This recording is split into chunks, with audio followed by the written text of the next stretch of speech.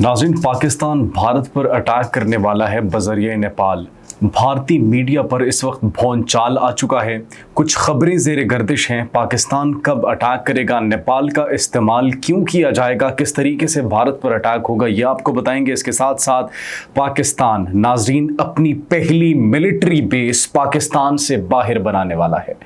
वो दिन गए जब पाकिस्तान से बेसेस मांगी जाती थी, वो दिन गए जब ये कहा जाता था कि पाकिस्तान हमें कोई अपनी बेस फराहम कर दे, हम यहाँ पर आना चाहते हैं। अब पाकिस्तान इतना पावरफुल हो चुका है कि पाकिस्तान खित्ते के अंदर अपना असर व रसूख बढ़ाने के लिए, सर्वेलेंस को बढ़ाने के लिए, सेंट्रल एशिया के अंदर अपने असर को, अपनी अहमियत को मज़ीद बढ़ाने के लिए एक नई फ़ौजी बेस तैनात कर रहे हैं। कौन से मुल्क में तैनात कर रहे हैं वो भी आपको बताएंगे।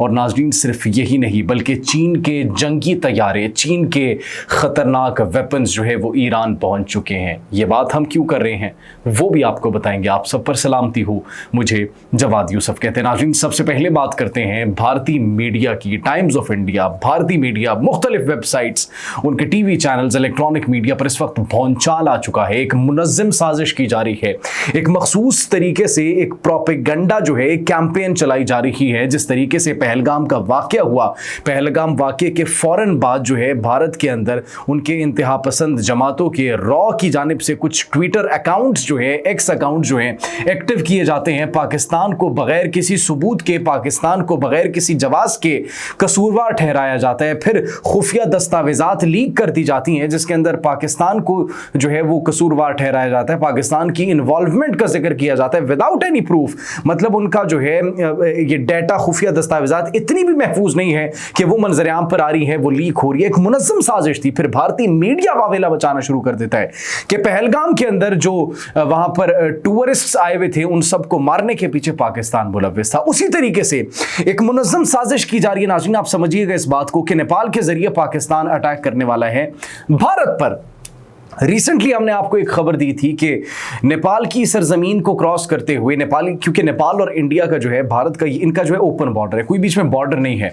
तो 17 साल बाद, नाज़रीन 17 साल बाद इन्होंने एक लड़के को पकड़ा था, एक नौजवान शख्स को पकड़ा था जिसके बारे में ये कहा जा रहा था कि ये पाकिस्तानी ISI का एजेंट है, पाकिस्तानी मारखोर है। तो एक आम मामूली मारखोर को पकड़ने में आपको 17 साल लग गए। तो फिर ये सवाल किया जा रहा था कि आप हमारे जो है पेशावराना माहिरीन को किस तरीके से पकड़ेंगे जो पाकिस्तान ने मारखोर दीकर भारत के अंदर जो जाल बिछाया होगा, नेपाल के अंदर और मुख्तलिफ ममालिक के अंदर जो जाल बिछाया, फिर आप उसको किस तरीके से आइडेंटिफाई करेंगे जब एक नॉर्मल से बंदे को आपने 17 साल लगा दिए पकड़ने में। खैर नाज़रीन, वो बात की बात है।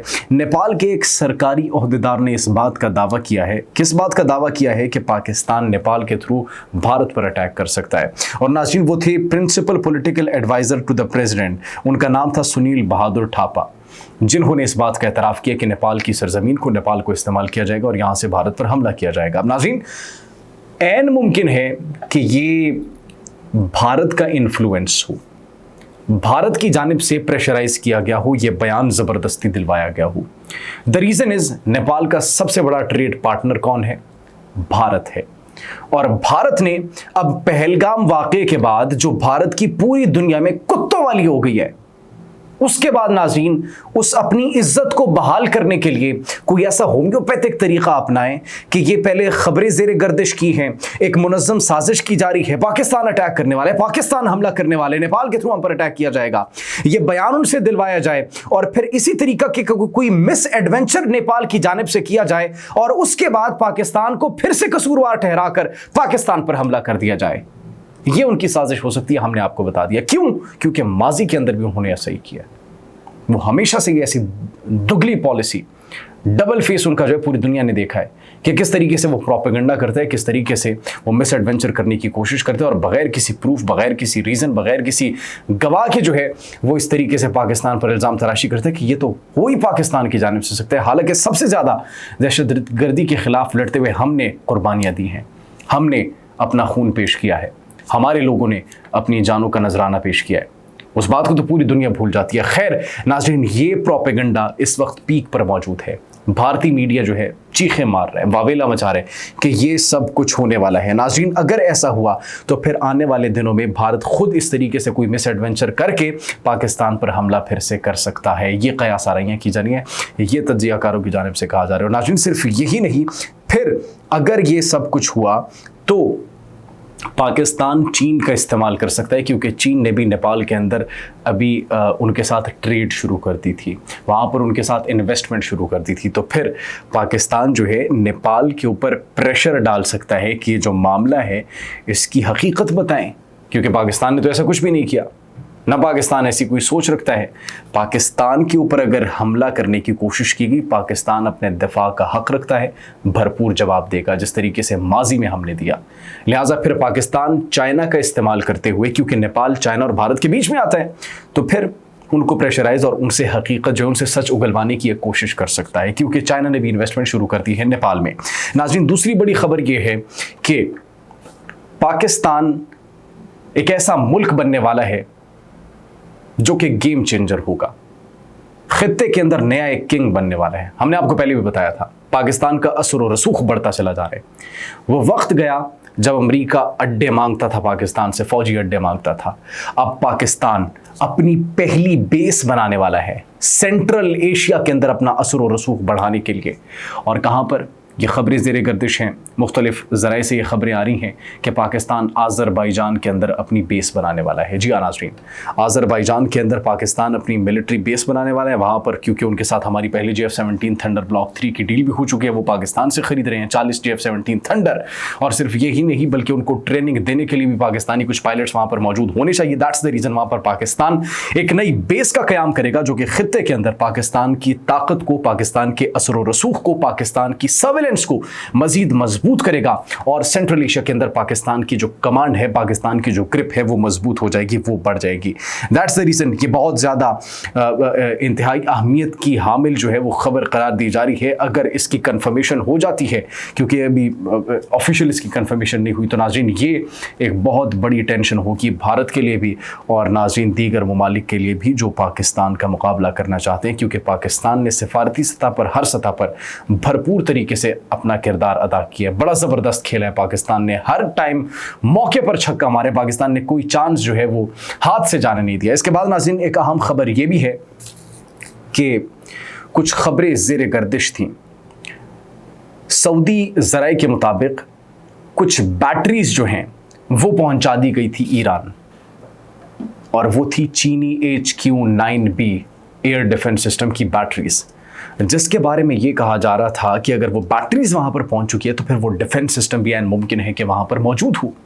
اور پھر یہ کہا گیا تھا کہ اس کو جو ہے ایک خفیہ ڈیل اس لیے رکھا گیا کیونکہ وہ تیل کی تاکہ ایکسپورٹ امپورٹ ہو سکے, تیل کی جو ٹریڈ ہے وہ ہو سکے چین کے ساتھ. دیٹس دی ریزن اس کو جو ہے وہ خفیہ ایک ڈیل رکھا گیا. سعودی انٹیلیجنس, سعودی ذرائع کے مطابق جو ہے یہ خبر آئی تھی. اور پھر یہ بھی کہا گیا تھا کہ یہ ایران کے جو خلا ہے, کہ ان کے جو ایئر ڈیفنس سسٹم میں جو اسرائیل کے اٹیکس کی وجہ سے خلا آیا تھا, اس خلا کو پر کرنے میں انتہائی اہم کردار ادا کرے گی. It will play a very important role.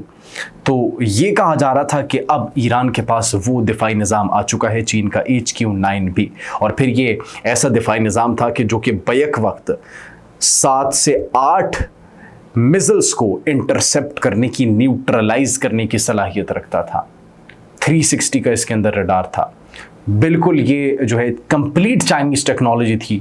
روس کے S-300 کے کمپیریزن میں اس کو کہا جاتا ہے کہ یہ این ممکن ہے, بالکل ویسی ہی ایک ٹیکنالوجی ہے, لیکن مکمل طور پر چینی ساختہ ایک ٹیکنالوجی ہے.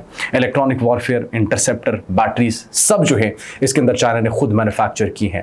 تو اس کے بارے میں قیاس آرائیاں کی جا رہی تھی کہ وہ ایران پہنچا دیا گیا. اس کے بعد ناظرین یہ کہا جا رہا تھا کہ J-10C کی ڈیل ہو چکی ہے اور J-10C پہنچنے والے ہیں ایران. اب ناظرین ہم کیوں یہ کہہ رہے ہیں کہ چائنا نے ایران اپنے فائٹر جیٹس بھیج دیے ہیں؟ جب اس طرح کی خبریں زیر گردش ہوتی ہیں, جب اس طرح کی خبریں وائرل ہوتی ہیں, تو چینی وزارت خارجہ بڑا ایکٹیو ہے. فوراً تصدیق کر دی جاتی ہے یا پھر تردید کر دی جاتی ہے. Same goes for Iran. Abbas Araghchi ان کے وزیر خارجہ بڑے ایکٹیو ہیں, وہ بھی, اس کے ساتھ ان کا پورا محکمہ بڑا ایکٹیو ہے.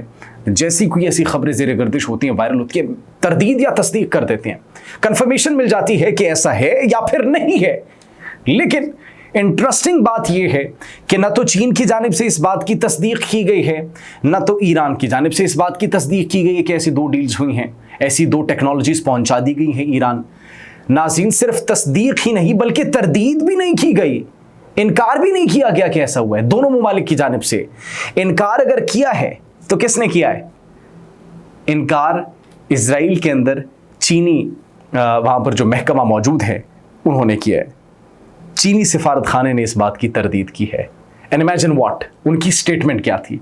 उनकी स्टेटमेंट ये थी कि 2 मुमालिक के दरमियान जब कोई जंग हो रही हो तो हम खतरनाक वेपन्स जो है वो प्रोवाइड नहीं करते किसी एक मुल्क को। अब अगर 2 मुमालिक के दरमियान जंग हो, खतरनाक वेपन्स प्रोवाइड नहीं करते, तो फिर आपने पाकिस्तान को तो वेपन्स प्रोवाइड किए थे। दाल में कुछ तो काला है, कुछ तो है ऐसा जो आप छुपाने की कोशिश कर रहे हैं। तो ये महज एक सियासी स्टेटमेंट है जो कि दी गई है इजराइल के अंदर चीनी सिफारत खाने की जानिब से। आप इस बारे में क्या सोचते हैं कि क्या चीन की टेक्नोलॉजी, चीन के जहाज, फाइटर जेट्स ईरान पहुंच चुके हैं, उनका एयर डिफेंस सिस्टम ईरान पहुंच चुका है या फिर नहीं?